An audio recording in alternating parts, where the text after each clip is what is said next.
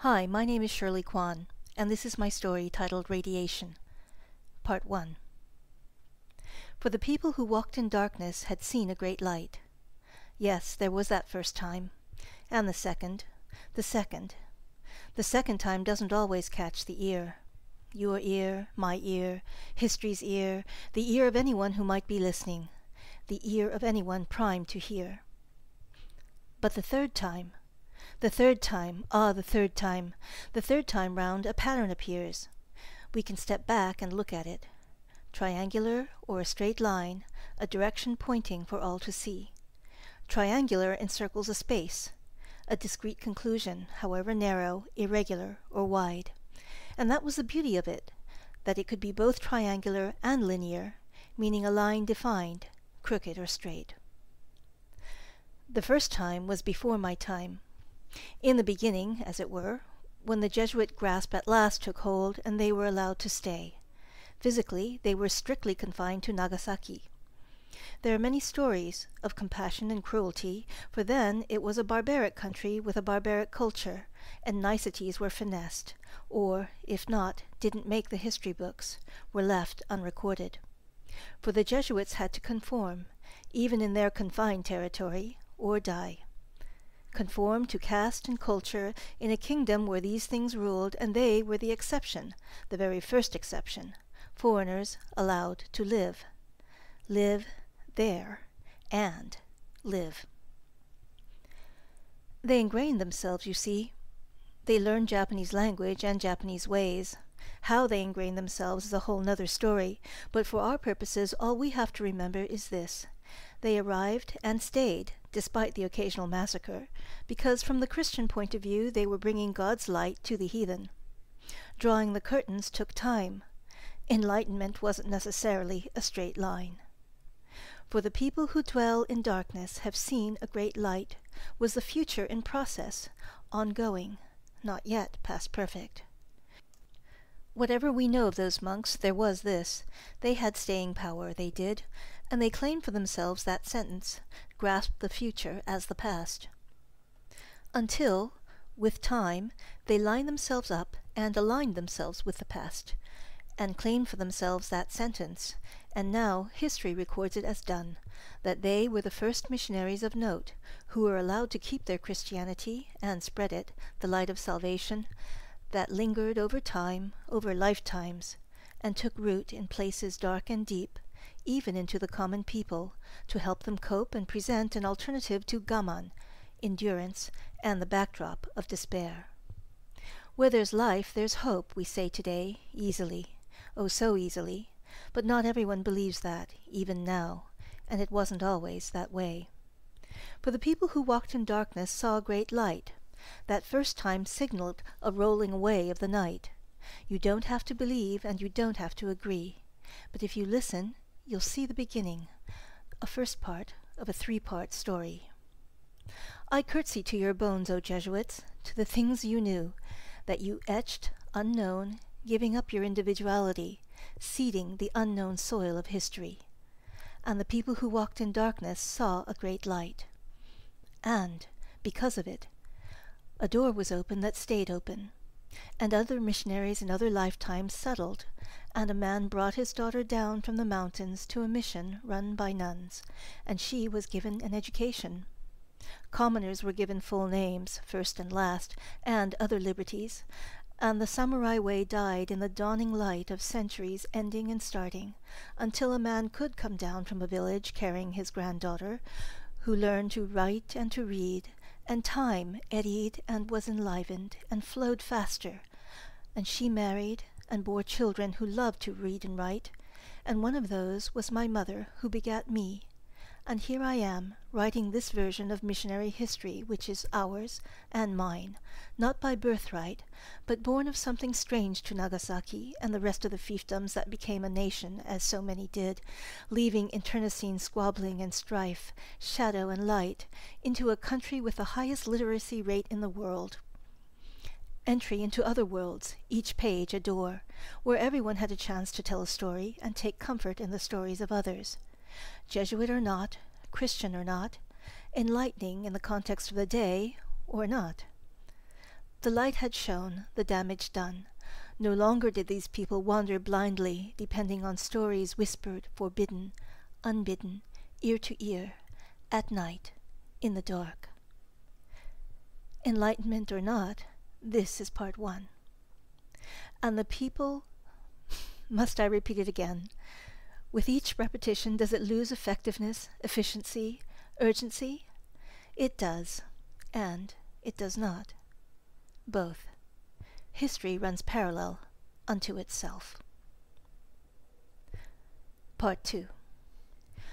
Once a door has opened and light let in, the dark is etched permanently by its memory, and yours also.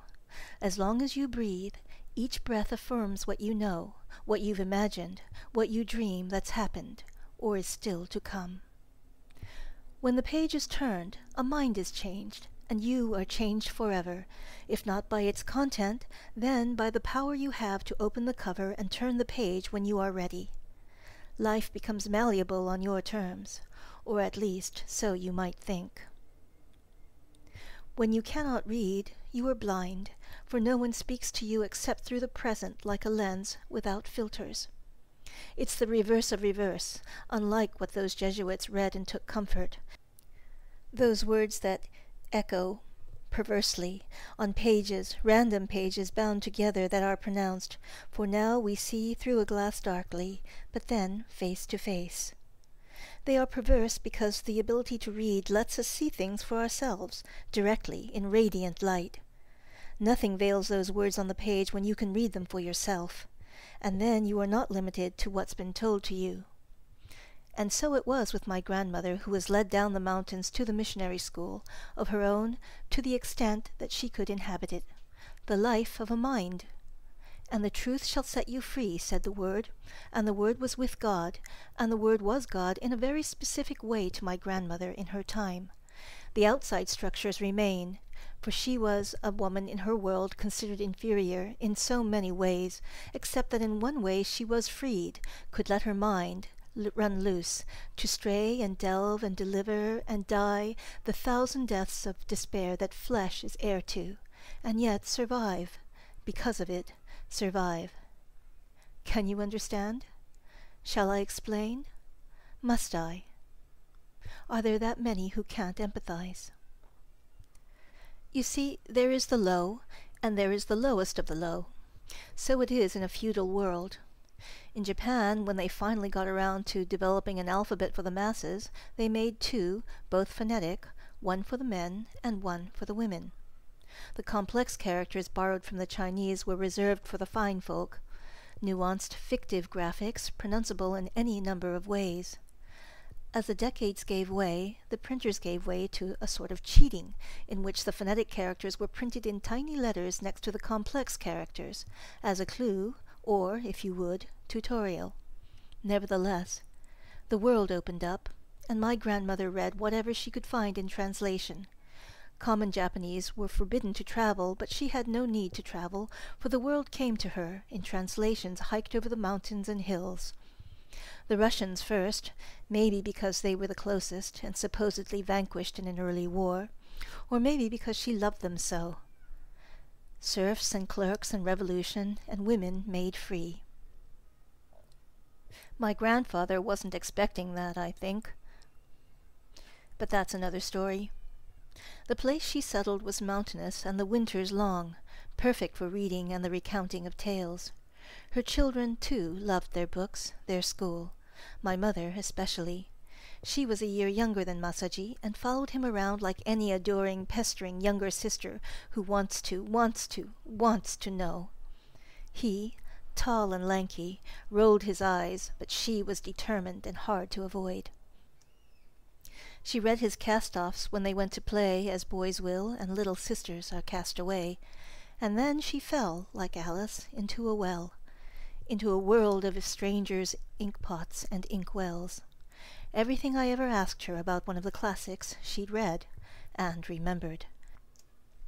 She carried them deep within her, and I learned later how deep of a well, for the war came, and privation, and everything she could have written she dipped into the inkwell of memory. Books were burned, and the family genealogy, and anything that might single them out more than they had, or were, for if it wasn't expressly forbidden to be different, every country demands unquestioning obedience from its citizens in time of war.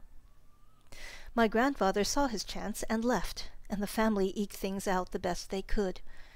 People made things, despite the rationing mandate, the forbidden foods and drinks made, and grandmother took her modern magazines protected against moldering, and made plum wine, which was forbidden, and medicines kept tightly lidded and wrapped in the dark, and made and remade kimonos into modern clothes and back again, and uniforms for war, for which there was always a market.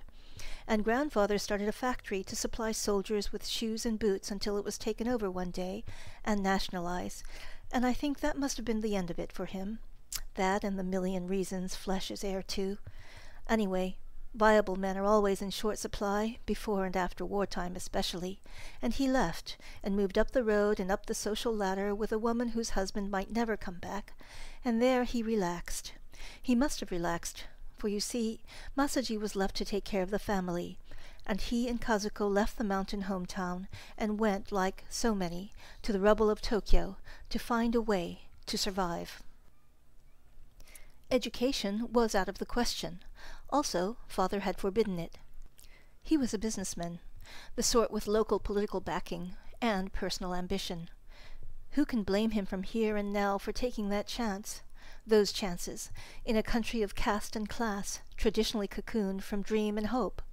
He raised another family, my grandfather, actually, one, a son, on whom he lavished everything, and encouraged his education, and so the two step-brothers grew up separate and segregated by age and stage and prospects in life, though they shared a birth date. And whatever Masaji felt about it, he kept silent. He made his living as a ballroom dance teacher. He was born for it, so tall and dashing, gushed his teachers, sad to see him go. But he did go, he and Kazuko, and somehow they found a place to stay large enough for the both of them to sleep at the same time, in the house of a woman trying to make her own living, glad to have something still standing to rent out. And Masaji taught dance, and Kazuko got a job working first as a servant in a hot springs that billeted American soldiers on rest and recreation while they recreated the country in the image of their own, and then, finally, in a GHQ office with an American boss who treated her respectfully and kindly. And when the holidays came, she went home and slept for all 3 days of it. The world is dark when you're on the losing side, but the Americans were different. What was compassion, equality? They were like light. Where there's life, there's hope. The propaganda was all wrong, and the rumors, too. No massacres, babies slaughtered, women raped.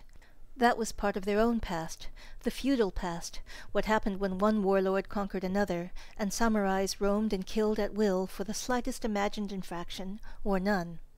That wasn't such a distant past, but it was receding fast already, that past behind the transitional stage of the Meiji emperors. Everyone knew this, but the Americans acted as if they didn't, or else didn't care. Every day started afresh. There was a job to be done, and they were doing it, and there was no time to mull in the past. They were busy living the present, creating the future. And one day a young man came by, a soldier among many, who was an immigrant too, and when he left, they wrote each other in the English learned from their classes, clear, correct, direct, polite. And Kazuko looked around and saw the hustle-bustle of survival and no room for her dreams, and from across the sea she said yes to this young man and left. By then things had steadied somewhat, and their younger sister Suzuko had grown up and married into a small business owner's family based in the hinterlands, and Masaji decided to help and support his sister alone in that shopkeeping family, and opened a branch in Tokyo, in Ginza, what became its crown jewel, and kept many a family member afloat so they wouldn't take it out on Suzuko. And he ran it all his working career, as clerk and manager, and the country recovered. Grew up around him. Skyscrapers and cement and the famed impeccable service of its great department stores. And Suzuko, who was alone among the family she married, was hounded because it was Masaji in the Ginza store in Tokyo who held the family up, and put rice and housing and luxuries into the coffers of the family our sister had married. Part 3. Darkness is like poverty. When everyone is in the darkness together, you don't feel poor, because everyone is poor, and you don't feel alone for the same reason. But books, they opened up other worlds for me. I don't know if they were real or not, those worlds, but they beckoned me. So when he asked me to marry him, I looked around at the Japan being radically rearranged, and the old structures being renamed and, for stability's sake, placed back in their places. I knew I didn't want to be what I was expected to be, a woman in this feudal world who was expected to assume her old roles. I'd been a maid and servant in a hot springs hotel, and during the occupation only the clientele changed. No more the rich families, the family gatherings of which we sometimes were one. I'd been a servant and now an office worker, and it all seemed like a novel before Tolstoy, by Dostoevsky and others, in which the hero or heroine was expected to accept her lot, but could think contrary thoughts and maybe a life-changing deed. I didn't aspire to find someone who was happy just to survive as a driver, a cook. Damned pride. I met a man in passing who looked back steadily with the bluest eyes I'd ever seen. He was married, and we took a step back and nodded and turned away. But from there, in my dreams, my life changed, because I knew then I could never settle for less than the fullness of possibility, of hope, and the unknown. So when our letters became the confidences of two decent people who wrote correctly and acted with rectitude, I told Masaji. And he nodded, and I said yes, and it was Masaji who gave me away in the wedding hastily put together during his next leave, and then he left, and I stayed awaiting a stamp on a passport and a letter from far away that looked like every form letter, in triplicate, in carbons. And Masaji gave me a mirror, oval, framed in dark, twisting strands of polished mahogany, and I boarded a ship that headed into the horizon of dreams and unknown destinations. I had always loved the sea, but to be in it, its endlessness around and below, was to be plunged into a dream of my own making. The American land was rural and vast. Everyone exclaimed how beautiful I was, but I was too shy to speak. We lived in the simplest of small apartments, sparse, spare, angled, unpretentious. The rice was strange, long and dry, but food was plentiful. I thought to start a garden, and then the news we would be moved, when and where to be determined when they told us, and orders were to board a plane across the country, and it was then I realized the choice I had made, the life I was to lead. By then I was pregnant, and the road trip was endless, beautiful and varied, majestic and flat, and I retched and was wretched, but ate what my body told me to, what I must have needed, spinach and steak, and I didn't lose the baby. It was all a blessing, for if I hadn't been so occupied, I would have realized that books in Japanese simply were not to be had. I did without for many years. Thank God for the children, one after the other. Every night I made dinner and cleaned the house, especially the floor. In Spain, many military wives left because there was no electricity, no washing machines. I put the dirty diapers in the tub and poured boiling water on them from on high, and it worked, as it always had, and I blessed my mother for that. My mother and the knowledge that everyone knew in that place that was moving inexorably farther away. I'd chosen a course, and now, with 3 young children and another move imminent, any time imminent, I wouldn't want them to know of this rootlessness. It would only worry them, and I refused to be pitied.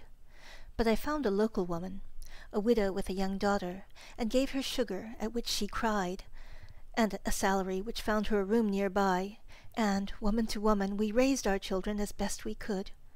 I thought I'd married a man, but in truth he was married to his squadron, and at its whim, and I didn't dare think too much, for what good would it have done? Except that I hung up that mirror, and, once in a while, looked into it, at myself, in passing, in acknowledgment, and to acknowledge I was still me, in this place reeking of toil and olive oil. Those years I kept to myself.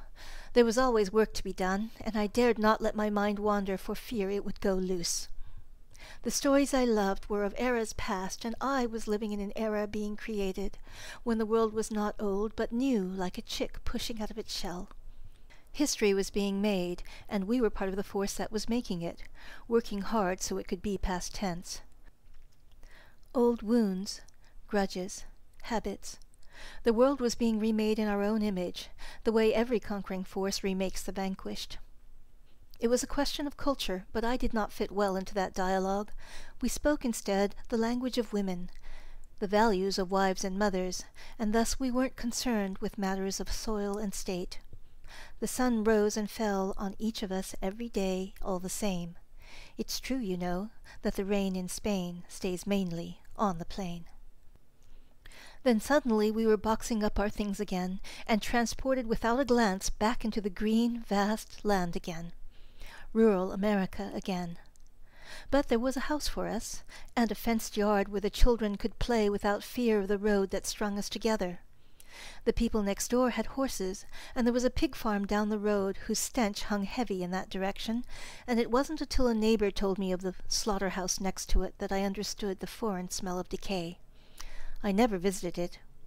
I didn't drive, you see, and so my world was confined to that house and backyard, and I planted a garden and hatched chicks in the garage, and hens for eggs. And sometimes, when we went out as a family, the chicks and chickens would scatter as the car backed slowly out, and in this way I wrote, not books or journals, but just the occasional cheerful letter. I writ the land and writ myself on the children, and gave them space to be children, and did not think at all, at all, at all. For if I did, some feeling might squirm out, like a demon in the dark, or a succubus that would feast upon my sleeping children. At least here there was electricity. I blessed the gods of technology.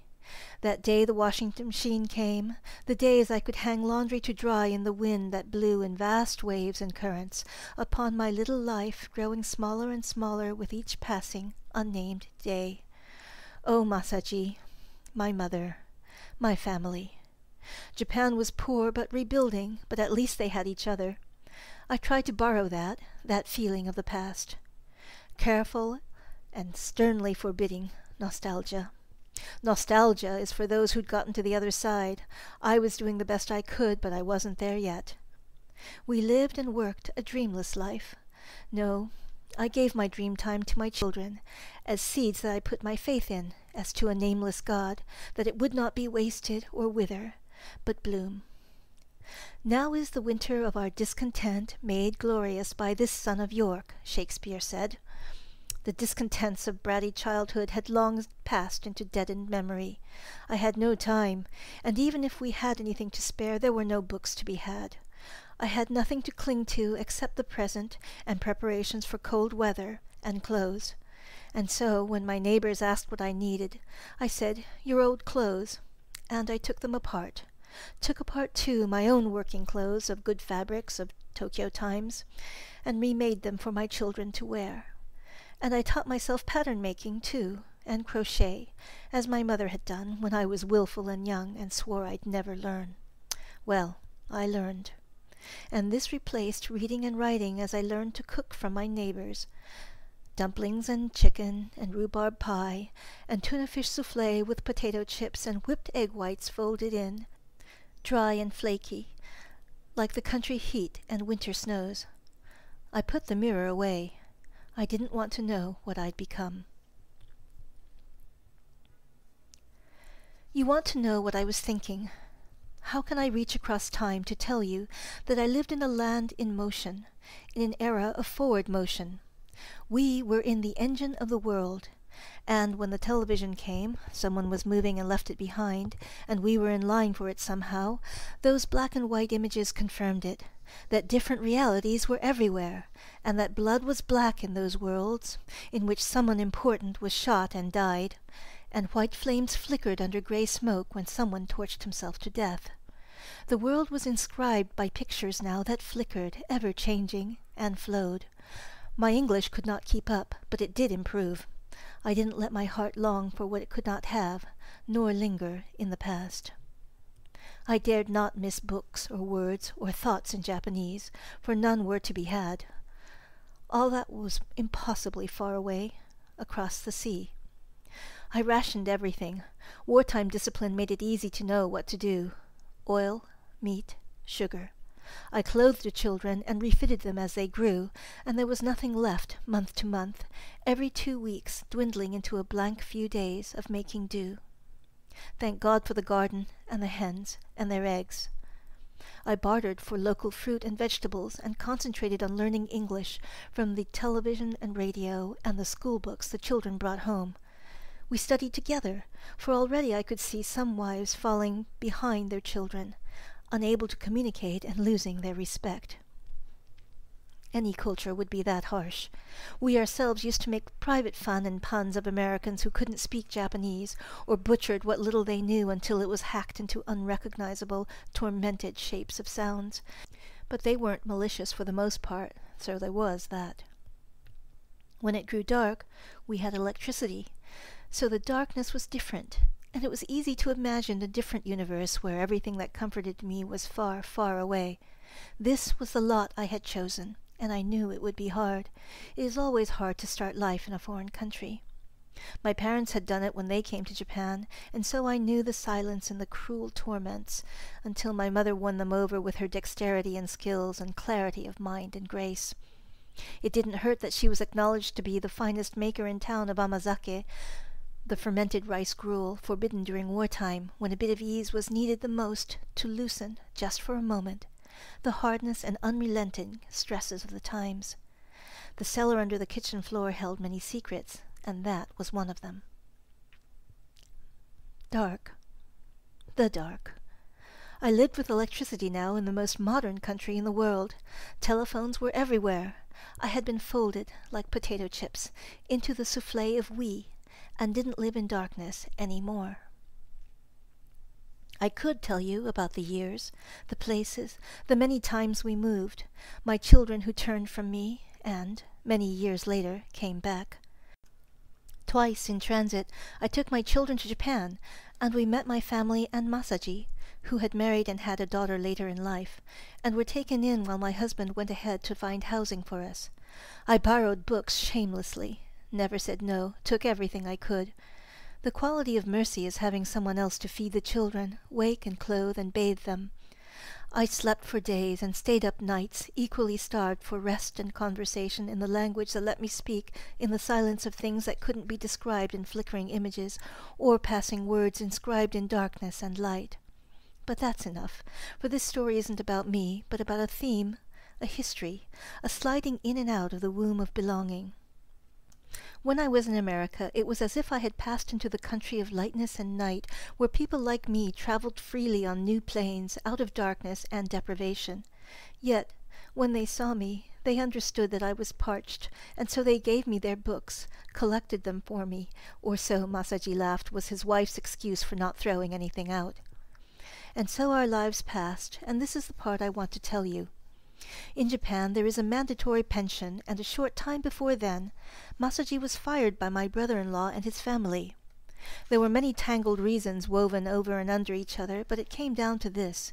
He chose not to fight it, for the sake of our sister, who was alone and defenseless in the country town of country in-laws, fragile in health, and stressed until she became permanently ill, and had turned to religion instead of suicide, and, in the name of Jehovah's Witnesses, agreed to the firing, for she had converted her husband and children, and thus achieved a measure of acceptance and therefore release. And thus it happened that Masaji was deemed a heathen, and firing him was all right, and he said nothing, and took a job as a janitor. I wonder what the old Jesuits would have thought.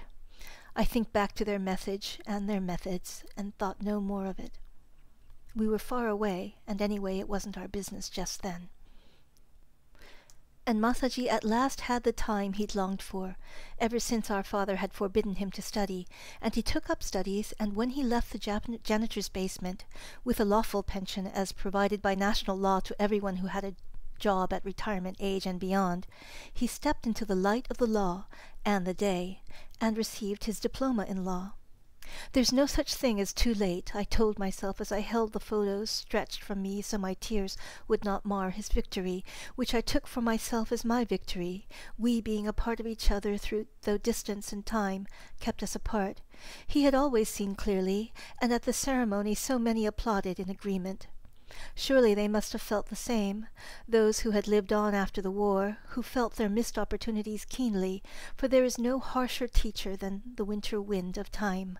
And yet there they were, cheering him, and light is many things, but certainly eternal, because any time I can close my eyes and see him in his gown and cap, steadfast and steady, Teiko clinging proudly to his arm, and beaming as only a wife can who has borne secrets and suffering and scorn, and refused then and even now to acknowledge them. This her moment, too. They couldn't travel, come to see me, even though the law had been passed long ago allowing common citizens to travel. It had taken nearly 2 decades after the war, what for one governmental reason or another, till, grudgingly, it was permitted, but certainly a stigma was stamped on those who travelled extensively or lived abroad. I knew from the beginning that, having left, I could never go back, even if I wanted. I would be shunned, forever shunned, and ostracized as a woman who was no longer one of us, as though I could ever be one of them. War brides are not prostitutes, but the ignorant consensus prevailed of knowing winks and nods and breaths breathed out unanimously. In this way the country of my youth became ever more village-like and suspicious of foreign things. Nothing the old Jesuits wouldn't understand, except casual murders and massacres weren't permitted any more. Or was that so true?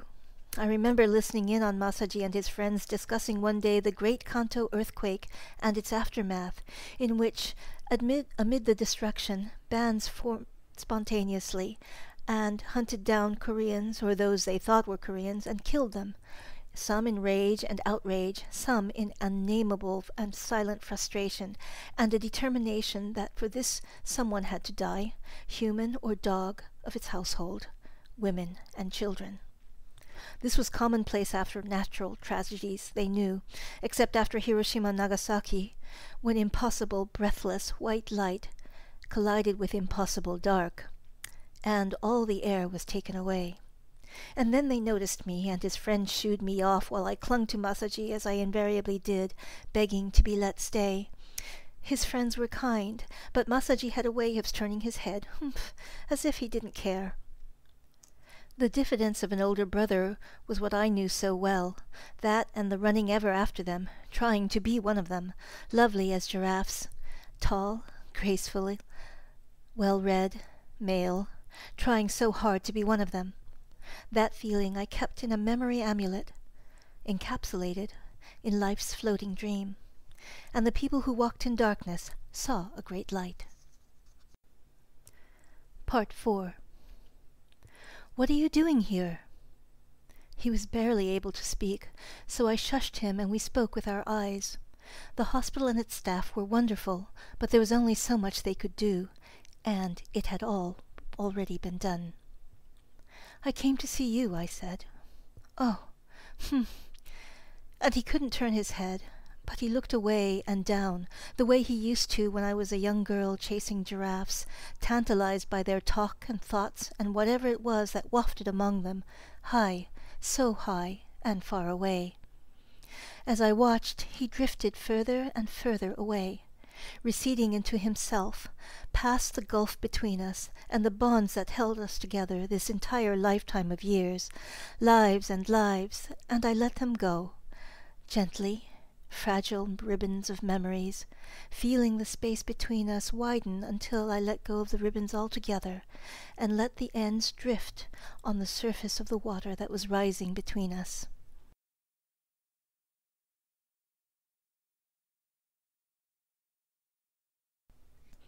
And he closed the book of Go problems he'd been holding, so he could stay ahead of his students, he'd said the last time we talked. "Solved it," he murmured, and let himself drift, and the waters rise, and the paper ribbons dissolve into the past, like the wafer scoops we used to buy at the old summer street fairs, nearly as transparent as dangling paper lanterns. Back, back when our world was old and we were young, not like now, having outlived an era, then another, passing through one to the next, and somehow still here, become paper ribbons ourselves, hanging together and, moved by the wind, occasionally touching each other, side by side. Those street festival vendors, long gone, yet alive in us, the feelings we share as he and, surely, soon enough I, would join the crowd of souls awaiting a boatman to take them safely across. So gently I let him go. So gently, gently, more gently than anyone would have believed of a tomboy like me, wanting more than anything to be connected to him and his mysterious worlds of the mind. He'd chosen the Buddhist way, he said, simply and without explanation. The books at his bedside and at home confirmed that. Simple, transparently simple. We sent out the notices, knowing Suzuko and her husband and children would not come. For the ceremony we clothed him in white, with a small sack on a string around his neck, with a coin for the ferryman, and 1 book of law and 1 book of Go. And at the viewing so many people came and sent flowers that we took the books out, for he didn't need them any more, and took all the flowers, all of them, and placed them inside. We sent him off in a field of flowers, not missing a one, and then it was time for the crematorium. The place was packed, but we were all silent, and heard the yellow-tipped flames whoosh, flaming petals that consumed the flowers and the serene face and composed body of my brother, from whom I had yet so much to learn. And then the ceremony ended, and people started slowly to leave. We received their condolences and let them go, and then, at the end, we looked up to see Suzuko and her family. And we opened our arms, Teiko and I, and welcomed them. And we chose to be a family again, for a few hours until they left. And that night I put the urn containing his ashes on a small table in my room, and watched it by moonlight, and took my time to say goodbye. So tell me, now, tell me, is it not true that the people who walked in darkness, who had seen a great light, had come full circle? I'd like to think we did. We have, and we did it with what we could. Part 5. And you and I, we see through a glass faintly, which is the mirror of time. These are stories I see because they are told to me. Mirror, mirror on the wall, still hanging in my parents' home, in the room I stay when I visit. It is untouched by time. One would never guess it was a wedding gift of long ago, so ageless it is in its simple grace. I don't like looking into it directly, for it has a mysterious, flawless distortion, or else it's I who cannot bear to look at myself in it. It hangs serene in its dark beauty, holding secrets and stories I will never really know because I wasn't there. I can only offer these tidbits of stories based on memory, facts, and convenience, for that is the privilege of those who have lived them, to choose what to tell the likes of us, you and me to you. It is only when we ourselves cross that river that we'll see past the glass, and then, finally, face to face. And there'll be no need for mirrors then, or stories, or words. The end. You can read Radiation for yourself at tqrstories.com. Stands for Total Quality Reading. Stories.com. Hi, my name is Shirley Kwan, and this is my story titled Radiation, Part 1.